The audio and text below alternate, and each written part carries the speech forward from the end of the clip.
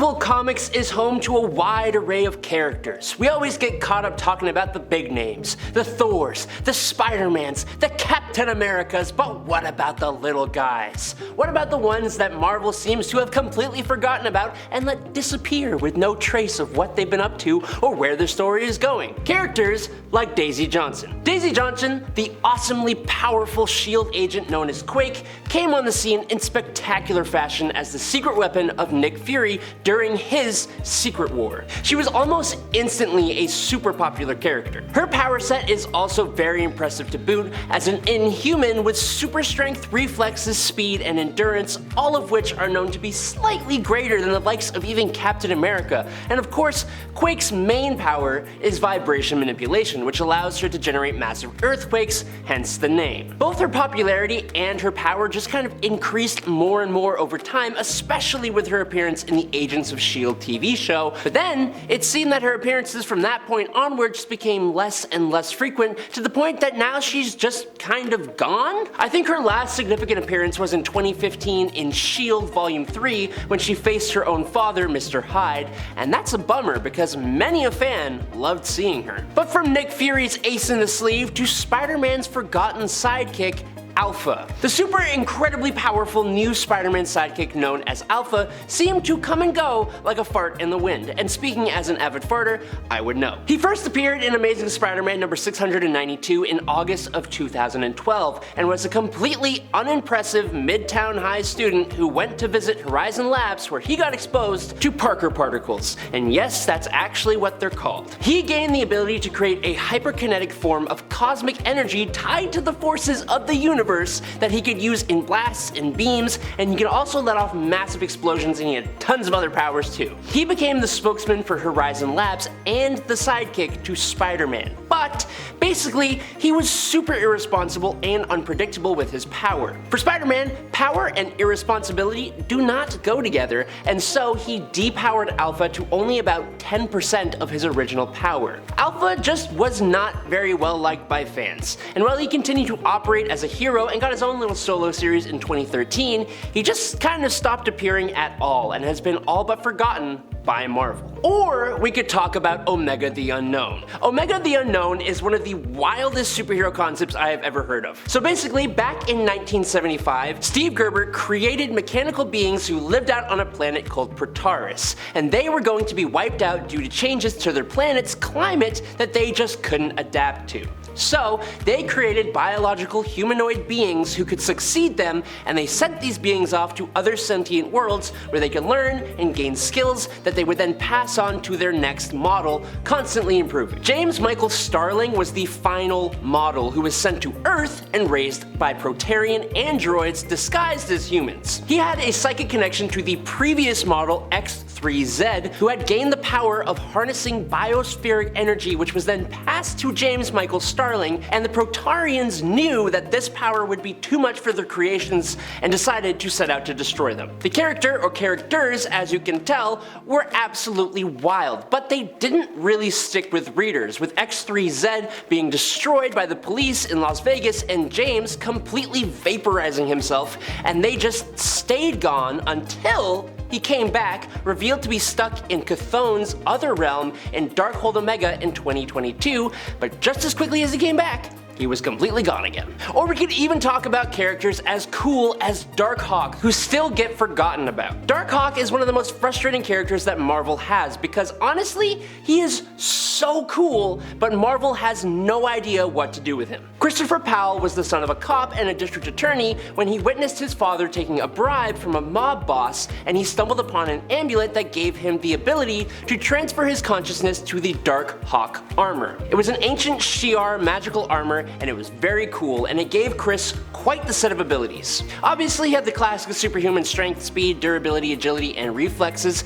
but the armor allowed for armament conjuration from the extra-dimensional expanse and basically had untapped potential. When he first started out, he was a street-level hero, but over time, he got a huge power boost and stood shoulder to shoulder with the other big cosmic superheroes out in space. But then, they just didn't really know where to go from there. Connor Young became a new version of Darkhawk with an advanced suit of armor that returned the character back to his street roots, but he didn't really hit with fans. The original Christopher Powell character got left with a ton of unanswered questions and showed up last in 2019's Annihilation Scourge, and Connor Young was leading Volume 2 of Darkhawk, which just seemed to vanish, I guess. Just kinda stopped. But does anyone here remember Ultragirl? First appearing in Ultragirl #1 from the mid-90s, you'd think that Susanna Sherman's origins and childhood would have been explained in her own solo series, but no, that is not the case for Ultragirl. Her mutant abilities manifested when a Sentinel identified her, but she wasn't just a mutant. Susanna was actually a half-Kree mutant, and her real Kree name was, get this, Susanna. It's just Susanna, but with a T at the beginning. We don't know if she was born on Earth or was brought here, but we do know that she was raised on Earth by a group of pink Kree, and they had this whole prophecy that she was going to be the ultimate unifier, eventually restoring glory to the Kree Empire by defeating both the Shi'ar and the blue-skinned Kree. She had awesome strength, enhanced vision, a healing factor, and the ability to fly, and she used those abilities as a member of the Initiative. She even eventually struck up a friendship with Carol Danvers, being specifically chosen by her to become the new Miss Marvel, which you would think would be kind of a huge deal. Well, during Dark Reign, Norman Osborn acquired the rights to that title and the costume, and he gave it to Moonstone instead to become Miss Marvel on his Dark Avengers team, and Ultragirl just kinda had to deal with it. She went on to appear as an applicant to babysit Luke Cage and Jessica Jones' daughter. She showed up at Avengers Academy prom night, formed up with the Initiative again during Fear itself, fought against an evil version of the Young Avengers, and hasn't been seen in any meaningful way since 2014. Now, bear with me here for this next point because it's Adam Warlock. This is gonna be strange to say, but in a world of superheroes and like godly beings, Adam Warlock is like a myth or a legend. He shows up for some humongous cosmic events, but then just as he appears, he disappears again. First appearing in 1967 in Fantastic Four #66, Adam Warlock was created by the Enclave, who were experimenting to create a perfect human specimen. This made him super strong, durable, fast, and able to store and use huge amounts of cosmic energy to make him fly, release blasts, and all kinds of things, including cocooning himself to help him heal and regenerate. Now, every time he cocoons and regenerates, he actually comes out more powerful than what he went in with and evolves new powers. He's able to use quantum magic, which lets him teleport, make force fields, move at the speed of light, create wormholes, resurrect himself and others. He has cosmic awareness, and he can manipulate, remove, and judge the souls of other people. This guy is basically like a big old Deus Ex Machina,